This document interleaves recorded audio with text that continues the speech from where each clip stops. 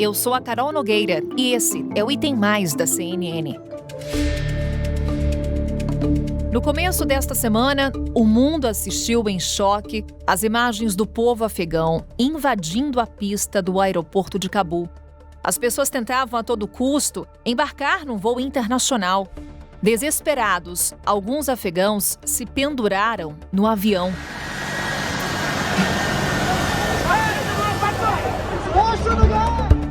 Parlamentares, ministros e o presidente deixaram o país, com receio de que suas vidas corressem perigo, com medo de represálias.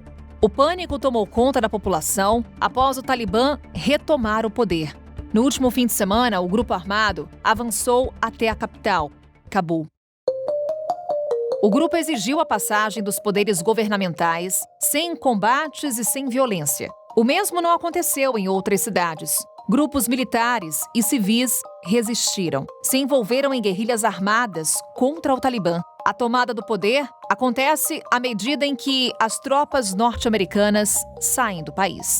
É o Talibã que volta a controlar o Afeganistão depois de 20 anos. O Afeganistão tem uma das menores taxas de vacinação de todo o planeta, e contra a Covid-19. E agora ainda passando por esse tipo de problema, uma transição que a gente não sabe exatamente de que maneira vão ficar as coisas. E houve um alerta importante da Organização Mundial da Saúde sobre a chegada de suprimentos médicos. E agora, com o que aconteceu no aeroporto de Cabul nos últimos dias, culminando naquele caos que a gente assistiu na segunda-feira, essa chegada de vacinas, principalmente, ficou bastante prejudicada. Então foi um alerta que a OMS fez hoje sobre o sistema de saúde do Afeganistão, que já é, como a gente pode imaginar, um sistema muito frágil, em que falta de tudo e que agora o que vem de fora também enfrenta dificuldade.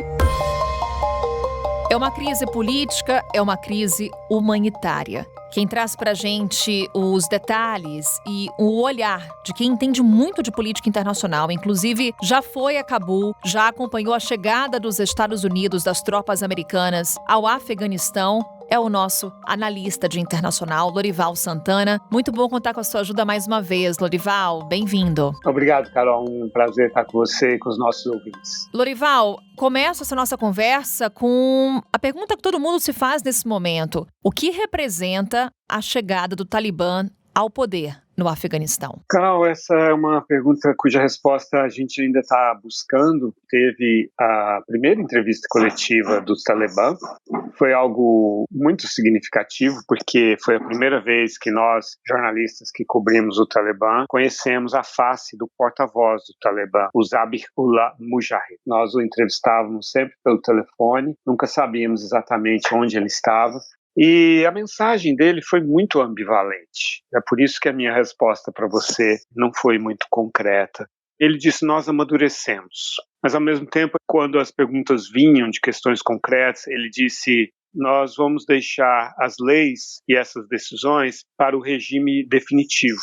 Agora é uma transição. Ele garantiu que ninguém dos Estados Unidos, da comunidade internacional, vai ser atacado. E, de fato, o Pentágono até agora diz que não houve nenhum incidente com os Talibã. Ele diz que nenhum Talibã armado tem autorização para entrar nas casas, como fizeram no passado e como fizeram recentemente nas cidades que eles foram tomando até chegar a Cabul, e chegaram a fazer em Cabul também, tomando bens materiais, mas também tomando meninas, filhas das famílias, para casamentos forçados. Ele disse que, essa é a frase mais complicada, não haverá discriminação contra mulheres dentro dos limites da lei da Sharia, que é a justiça, que é a interpretação do Alcorão, É a tradição da interpretação do Alcorão. E a Sharia, de fato, ela é muito discutível. Existem muitas interpretações para as leis islâmicas. Então, o que significa nós respeitaremos as mulheres, não haverá discriminação contra as mulheres, mas dentro do que eles interpretam como sendo a Sharia? Essa é uma grande incógnita. Hoje teve uma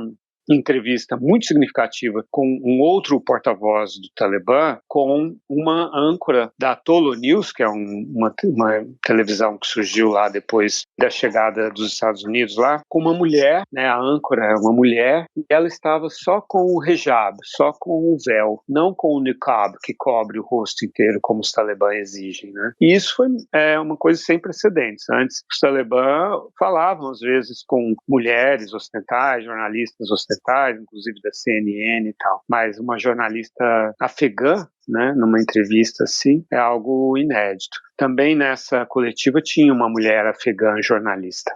E todos cobrando dele como vai ser o tratamento do povo, o que significa. Eles dizem que é um governo inclusivo para o povo e não contra o povo. Eles dizem não queremos inimigos internos e nem externos. Agora, isso é, como ele próprio disse, um momento de transição no qual todos os grupos que tomam o poder tentam pacificar, acalmar a população para tornar menos difícil a consolidação do poder e depois mostram a sua verdadeira face, como eles próprios fizeram em 1996, quando eles tomaram o poder pela primeira vez, ou é realmente algo que eles amadureceram, uma nova postura? Realmente a gente não sabe, Carol. É importante, Lorival, lembrarmos as imagens dos afegãos em pânico. A imagem do aeroporto foi muito simbólica. Afegãos desesperados, pendurados no avião, inclusive falávamos sobre essas imagens logo aqui no início do Item Mais. O que justifica esse receio? O que mudou com a chegada dos Estados Unidos, com a retirada do Talibã do poder? O que a população tem medo nesse momento? Qual que é esse retorno, esse retrocesso que tanto assusta? Quando os talibãs chegaram ao poder, eles foram muito bem recebidos no Afeganistão em 93. Eles estavam vindo do Paquistão. Eram jovens estudantes do Alcorão. É isso que significa Talibã, estudantes. E eles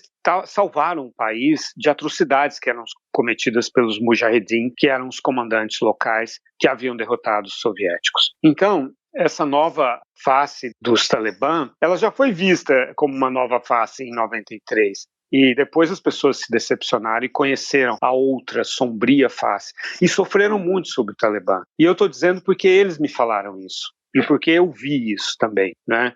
Então, os afegãos eles tinham uma vida relativamente liberal. O governo anterior era socialista, então era anticlerical, antirreligioso, apoiado pela União Soviética, né? E o Afeganistão tem as imagens dos anos 50, 60, 70, de um povo muito festeiro, né? Muito feliz, gostava os homens dançando, né? Os homens são muito vaidosos lá, usam rímel, pintam o cabelo, usam os cabelos longos, né? E de repente eles entraram na Idade Média entre 1996 e 2001. Né? E eles voltaram a respirar, a viver de uma forma mais ou menos normal a partir de 2001, embora sob essa sombra de uma ocupação militar dos Estados Unidos e da Europa, que também não era algo que eles desejavam, né? Eles queriam construir o país deles. É claro que existem muitos tipos de afegãos, e existe dentro da cultura pashtun, que é a cultura predominante entre os talibã, essa coisa muito machista, muito tribal, muito patriarcal.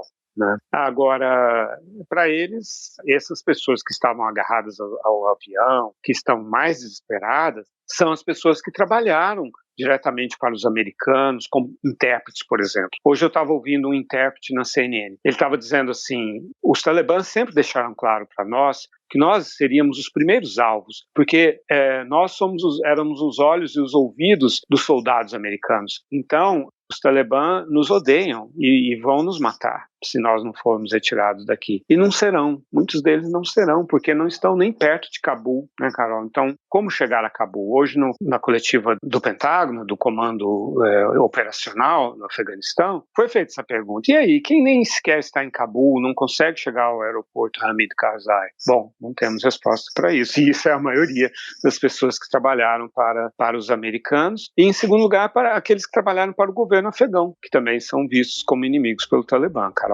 É de arrepiar, Lorival.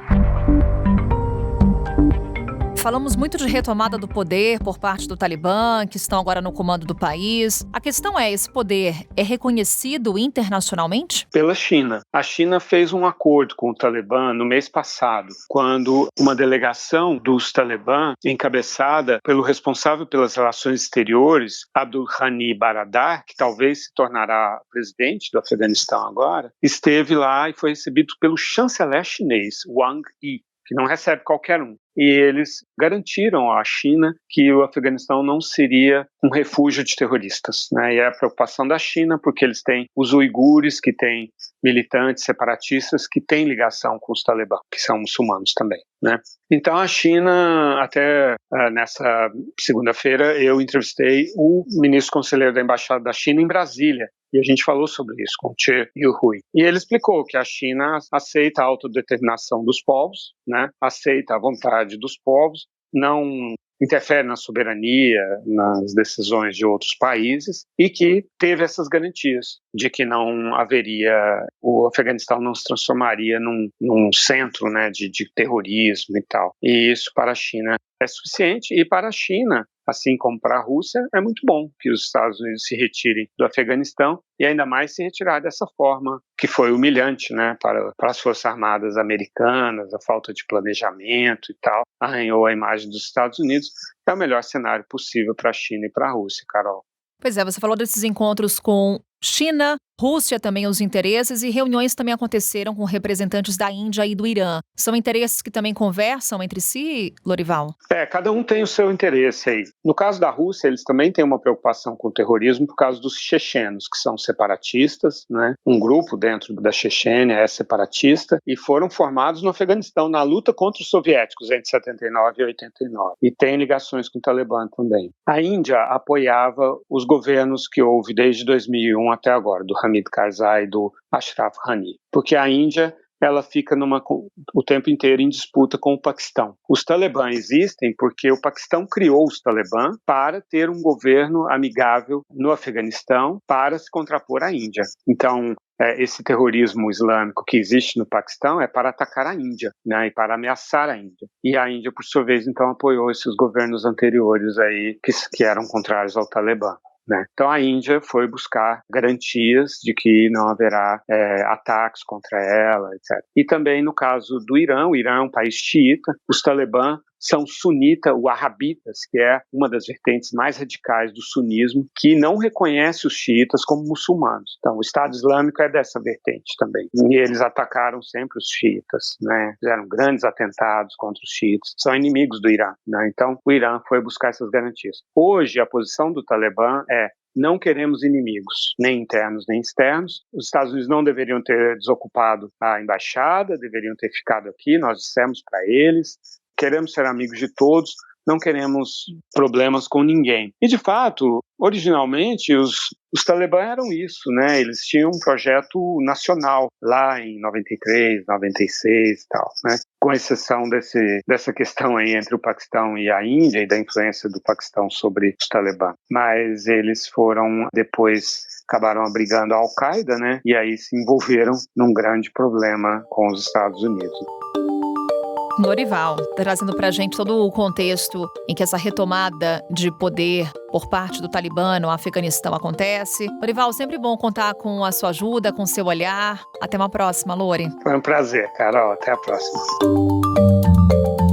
E detalhamos mais esse momento com o professor associado e pesquisador de Relações Internacionais da Fundação Getúlio Vargas, o professor Oliver Stunkel. Sempre bom lhe ouvir, professor. Bem-vindo ao Item Mais. Muito obrigado. Professor, Talibã retoma o poder no momento em que as tropas americanas deixam o país. Os Estados Unidos erraram ao retirar as tropas nesse momento? Depois dos ataques do 11 de setembro de 2001, houve um consenso bem amplo no Ocidente de que a intervenção militar no Afeganistão seria uma guerra justa, uma guerra correta para derrubar o regime do Talibã, que permitia a presença de Al-Qaeda no país. E depois aconteceu algo típico que muitas vezes aconteceu, inclusive já no Afeganistão. As tropas internacionais chegaram retiraram e, em vez de se retirar logo depois, para basicamente só cumprir com essa missão de derrubar o Talibã e tirar a Al-Qaeda do país, a OTAN transformou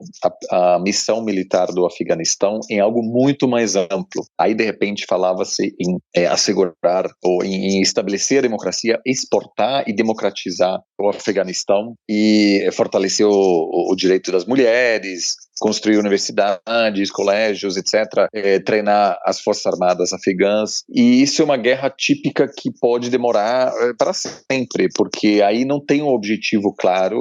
O mesmo já aconteceu com o Império Britânico no século XIX, que invadiu o Afeganistão com muita facilidade, depois perdeu a guerra. E a União Soviética, que nos anos 80 também invadiu, também com muita facilidade, ficou preso numa guerra sangrenta por 9 anos, perdendo milhares e milhares de soldados. Então a OTAN não é a primeira aliança militar que fracassa no Afeganistão. Acima de tudo, me parece que faltou humildade e faltou também o pragmatismo necessário para dizer tem algumas coisas que nem a maior potência do mundo consegue fazer, e uma delas é transformar em uma questão de poucos anos o Afeganistão em um país estável. Nunca foi um país estável. O governo central, ao longo dos últimos 200 anos, nunca controlou todo o território afegão, não é economicamente viável.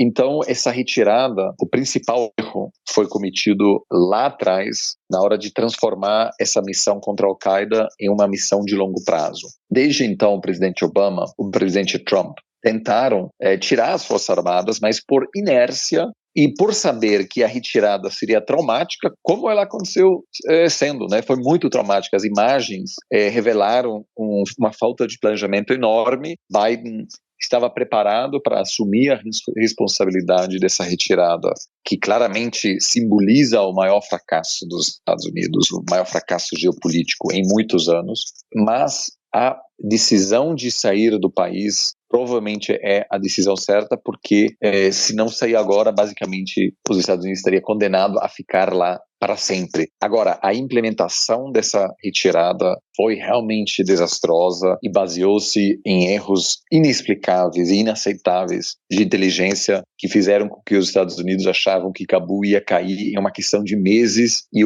a cidade foi tomada pelo Talibã em poucos dias. Sob pressão, inclusive, o presidente Joe Biden fez um pronunciamento no qual ele disse que nunca houve um momento certo para retirar as tropas americanas, que os Estados Unidos não podem estar numa guerra na qual nem os afegãos querem lutar. Minha questão é o futuro de Joe Biden. Como é que fica a imagem e a perspectiva dele em termos de política interna e de política externa depois da retomada do poder por parte do Talibã? Isso depende, obviamente, muito do que vai acontecer no Afeganistão. O cenário mais provável, infelizmente, é um cenário muito parecido com aquilo que a gente viu nos anos 90. Diferentemente daquela época, hoje tem mídias sociais e a comunidade internacional, inclusive o eleitorado americano, será confrontado com relatos e gravações e cenas. Infelizmente, já temos relatos de repressão enorme contra mulheres. Então, o presidente Biden terá que arcar com esse, vamos dizer, com esse custo, né? Que haverá muitas pessoas que por meses ou anos podem responsabilizar o presidente pelas atrocidades que serão cometidas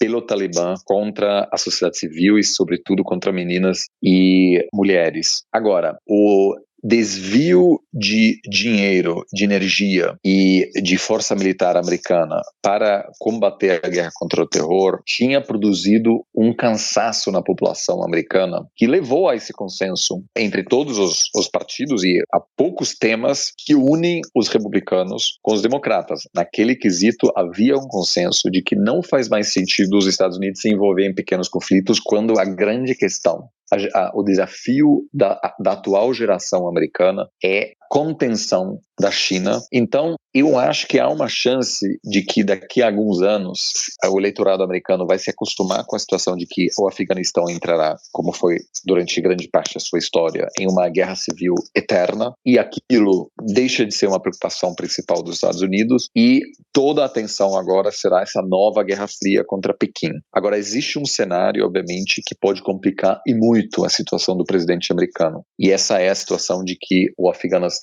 novamente pode se transformar em um país que permite a presença de grupos terroristas como a Al-Qaeda, e neste caso a pressão política para novamente intervir pode crescer bastante. Isso aí colocaria o presidente numa situação muito desconfortável, porque os seus adversários poderão acusá-lo de ter permitido o renascimento de um país que permite a presença de grupos terroristas.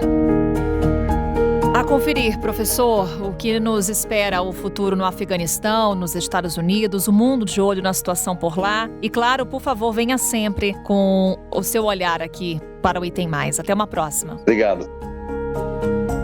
O Item Mais de hoje fica por aqui, sempre conectados com o que acontece nesse momento no Afeganistão. Até amanhã. Tchau.